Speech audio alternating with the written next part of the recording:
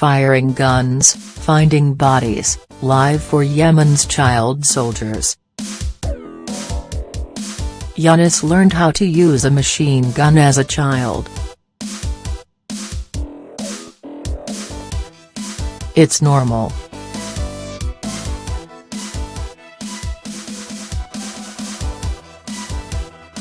We are Bedouin, says the 13-year-old.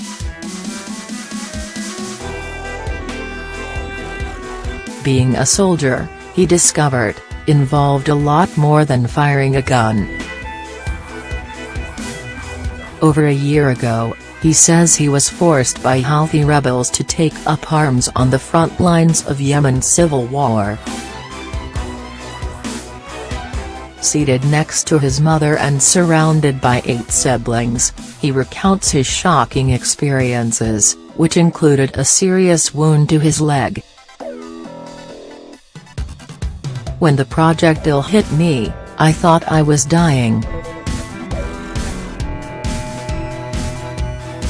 I was overcome by fear and anxiety.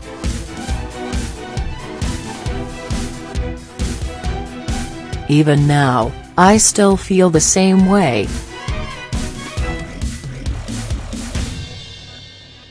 During the shelling that caused his leg injury, he says he was at the front. His fellow child soldiers were crying out.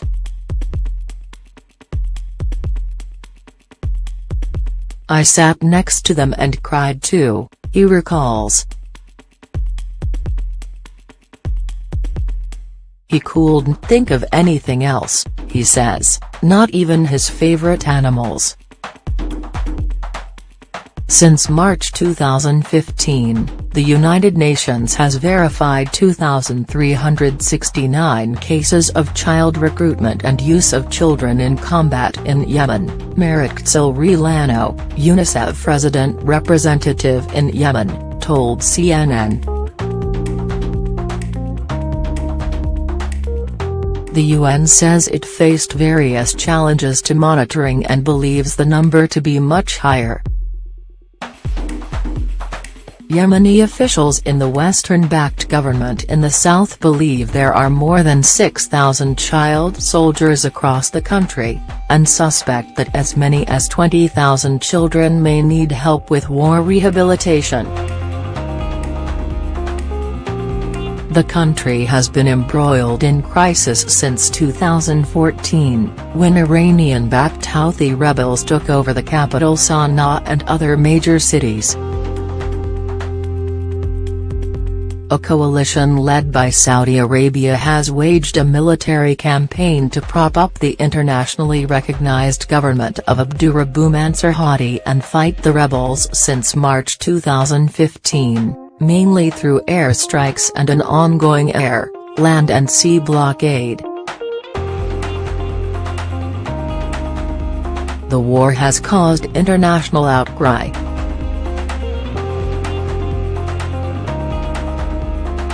Over 8,600 people have died and nearly 50,000 have been injured since March 2015, according to the World Health Organization. The country also faces one of the world's worst cholera outbreaks in modern history. Last December, the UN's humanitarian coordinator for Yemen said he was deeply disturbed by mounting civilian casualties and said it was proof of the complete disregard for human life that all parties, including the Saudi-led coalition, continue to show in this absurd war. Children in Yemen's war. The UN once dubbed Yemen's war a children's crisis, and argued that young people were bearing the brunt of the conflict's humanitarian disasters.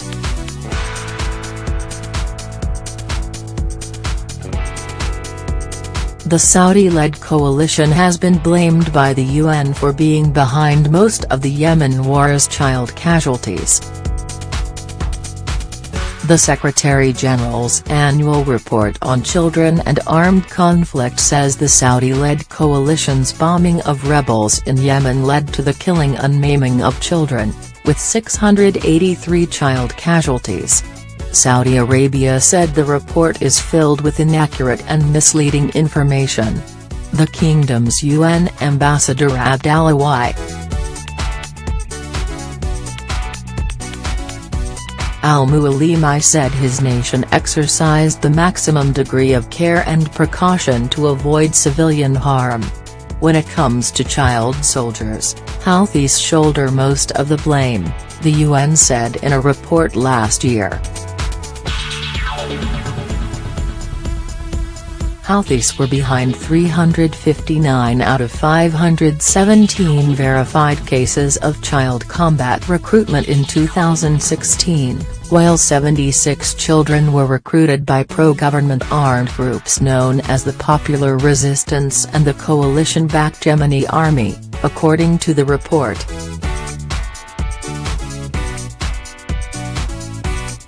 Al-Qaeda and its affiliates were behind 56 recruitment cases. A Houthi official has called reports of the group's enlistment of child soldiers exaggerated, and claims that official leadership is trying to counter the practice. "We are against child soldiers, and our supreme leader Abdul Malik al-Houthi has continuously given us orders to not allow children to fight," Ali al-Assimi, a senior Houthi official and member of the group's political council, tells CNN.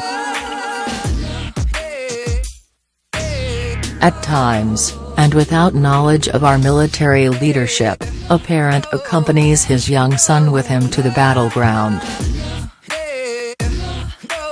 We oppose this and force them to go home.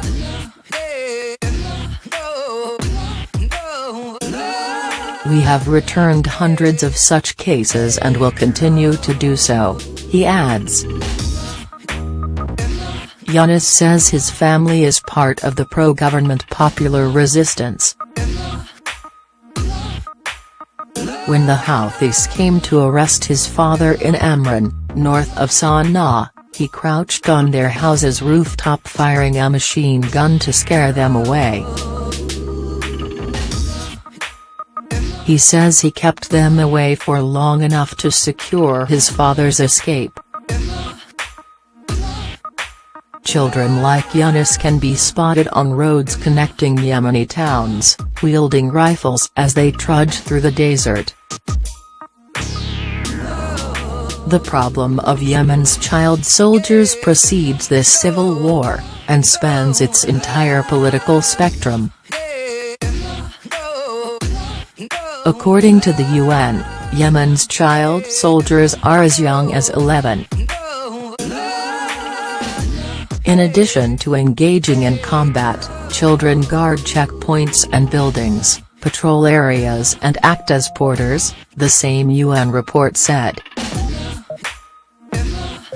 Ex-child soldiers tell their stories at a Saudi-funded rehabilitation center for child soldiers in the desert city of Marib. Younis' classmates, predominantly ex-Houthi soldiers, talk about their roles in battle. CNN was in Yemen with the country's information minister and the government army's regional commander. Their coalition partners, Saudi Arabia and the United Arab Emirates, facilitated the trip, including a visit to the Saudi-funded rehabilitation center.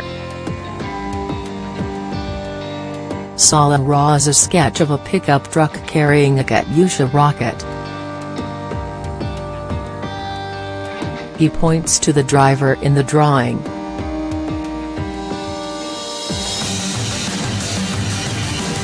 "That's me," he says.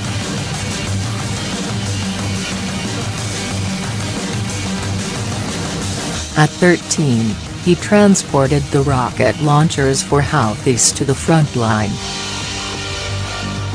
Naji, 13, says the rebels had him dragging dead bodies from the field. "One day, I looked at the body and it was my uncle. I cried. I didn't know what to do."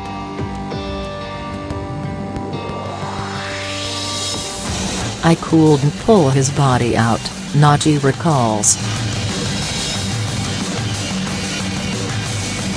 At the playground, the kids gather around a camera tripod and snicker, as though sharing an inside joke. "This looks like the rocket launchers," one of them says. Bashir and Abdullah, 13, use it as a prop in a story that they are eager to tell, of their friendship and escape from the battlefield. They stand on either side of the tripod, describing how they used to fire Katyusha rockets for the Houthis. The task of launching rockets came as part of their rise in the ranks toward the end of their 3-year stint as soldiers, they say. Before that, they were messengers and made tea for soldiers. An animated Bashir tells the story. He would load the launcher with ammunition and Abdullah would fire it. The Houthis told them infidels were on the other side of the front lines, they recall. One day, the missile backfired, burning Abdullah's right leg. Their families took this as an opportunity to pull them off the battlefield. Bashir wears a wide smile as he puts his arm around Abdullah's shoulders. They are proud of their enduring friendship, which preceded the war. Their friendship appears to be the bedrock of their recovery. Bashir blows a red balloon as he hugs the Shire Abdullah. The Houthis depend on the children because they are impressionable. And they can be easily coaxed with weapons, money and even food and water. They also take advantage of their child enthusiasm, Abdelrahman El-Khatbi, director of the Saudi-funded Marib Rehab Center, said.